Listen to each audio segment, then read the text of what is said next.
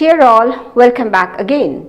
So now we are very much comfortable till conditional statements. In this session, we are going to use for loop and we are going to understand how to repeat a particular task using for loop. We have already seen the usage of range function. We have seen in and not in operator. So let's see how to use them in our programs. So let's see how to write program to generate a series of 1 to 10.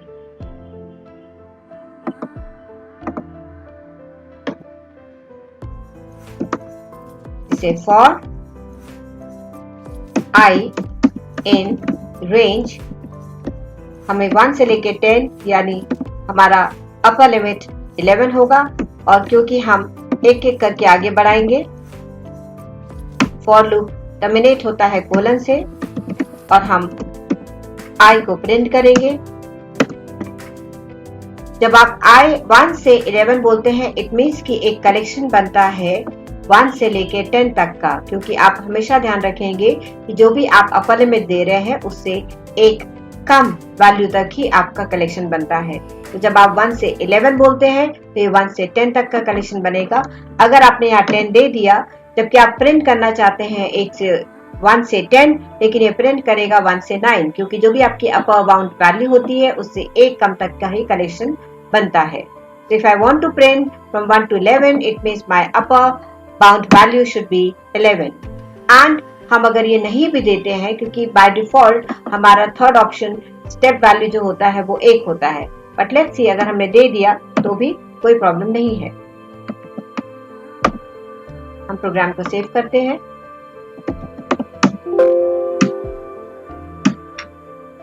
और run करने के लिए आप F5 press करते हैं। अगर हम 1 से लेके 100 तक प्रिंट करना चाहते हैं तो we will say upper limit value 101 and हम चाहते हैं कि यह 10 के स्टेप पे आगे बढ़े, तो we will give 10। So when you run the program, so it will start from 1 and 10 के स्टेप वैल्यू पे आपकी सीरीज इस तरह से जनरेट हो जाएगी। Similarly, if I want to print from 1000 or from 0 to 1000 with step value 100, तो पहला option from where to start, where to end and how to proceed, एक एक करके या 100 इंक्रीमेंट करना है, या मेंशन आप कर देते हैं और आपका सीरीज इस तरह से जनरेट हो जाता है। 0 से आपने स्टार्ट किया, 1000 तक आपको जाना है, आपने बोला 1000 तक जाना है, लेकिन आपने प्रोग्राम में upper limit they the 1000, it means वो 1000 से एक कम लेगा 999, सो डेफिनेटली जो सीरीज जनरेट होगी वो 900 तक ही होगी। चलिए एक प्रोग्राम बनाते हैं जिसमें हम स्टूडेंट का एज लेंगे, उसका नाम लेंगे और उसको प्रिंट करेंगे। नाम लेने के लिए name variable and input use करके you can prompt the user to enter name. Age के लिए एज और इनपुट यूज करके आप बोलेंगे एंटर एज, क्योंकि आप चाहते हैं कि एज इंटीजर कंसीडर हो, इसलिए आप इन फंक्शन यूज करके आप उसको टाइप कास्ट कर सकते हैं। आपने जो भी नाम और एज लिया, इसको अगर आप प्रिंट करते हैं तो सिंपल है, कॉमा करके आप प्रिंट कर सकते हैं। आपने प्रोग्राम को सेव किया और आप प्रोग्राम को रन करते हैं इस तरह से। तो enter name and age and it will print. अगर मुझे 10 बच्चों का डेटा या 5 बच्चों का डेटा लेना है तो क्या हम इसको बार बार लिखेंगे? No, instead we will make use of for loop. तो जिस भी स्टेटमेंट को आपको रिपीट करना है, जैसे हमको नेम इनपुट लेना है, एज लेना है, उसको प्रिंट करना है, हमें ये तीनों स्टेटमेंट को लूप में लेना होगा अगर हम चाहते हैं ये एक से ज्यादा बार ये एग्जीक्यूट हो। तो बहुत सिंपल है, जिन भी स्टेटमेंट्स को आपको रिपीट करना है उसको फॉर लूप के अंदर करें। तो I said for I in range, 5 students का लेना है या 4 का लेना है, जो भी आपको लेना उसका एक इंक्रीमेंट करके वैल्यू लिखिए। अगर मुझे 5 बच्चों का लेना है, मेरा अपर बाउंड लिमिट 6 हो जाएगा, इस तरह से। अभी अगर आप देखेंगे तो यह एरर देगा, क्योंकि फॉर के अंदर आपको कुछ एग्जीक्यूट करना है, तो यहाँ पे टैब देके आपको एक इंडेंट देना पड़ेगा, तभी वह फॉर लूप के अंदर माना जाएगा, इस तरह से। तो आपने इसको बोला कि हमारे पास एक कलेक्शन है 1 से 5 तक की वैल्यू का, मतलब 1 2 3 4 5, जो कि एक एक करके आई एक्सेप्ट करेगा, और जब तक ये कलेक्शन खत्म नहीं होता तब तक इन स्टेटमेंट्स को वो रिपीट करेगा। Let's do that. Save the program and execute the program. So enter name Amita, age 12. See, it has again asked you to enter another name. So Tina, 12. Ritu, 14. Third student का data हमने डाला। Now we are inputting for the fourth student. Yati, 15.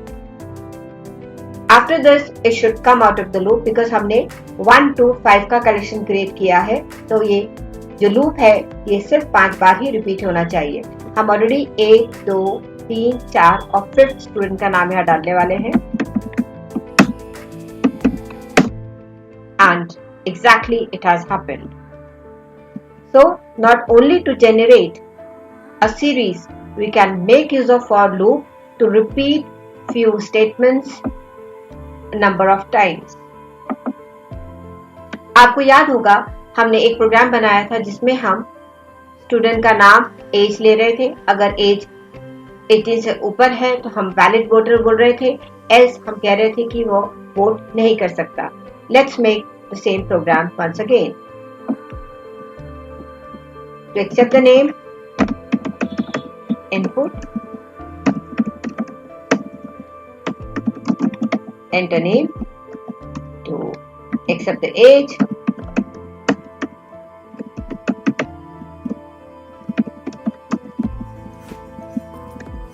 अब जो भी as हमने accept करी है, we will check if age greater than equals to 18, print welcome to voters list.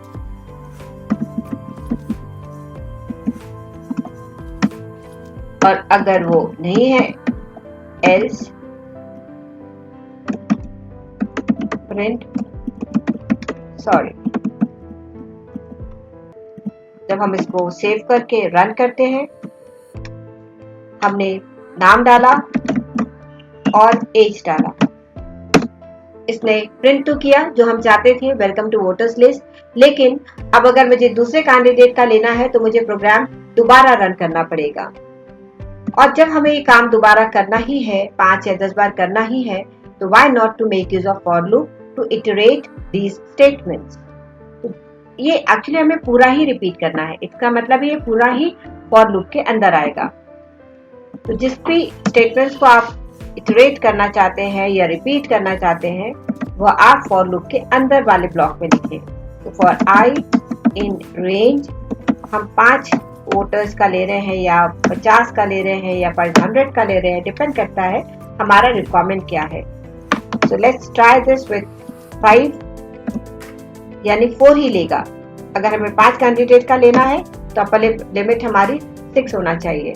अगर हम ऐसा लिखते हैं, सेव करते हैं और चलाते हैं, एरर दे रहा है expected and indented block. It means कि फॉर ब्लॉक है लेकिन ये उसके अंदर नहीं है। तो आपको ध्यान रखना है, टैब देकर इंडेंट देना is must.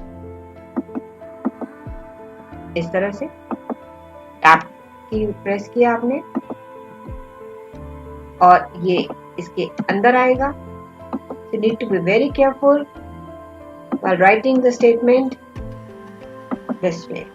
So now we know that for block के अंदर यह statements है।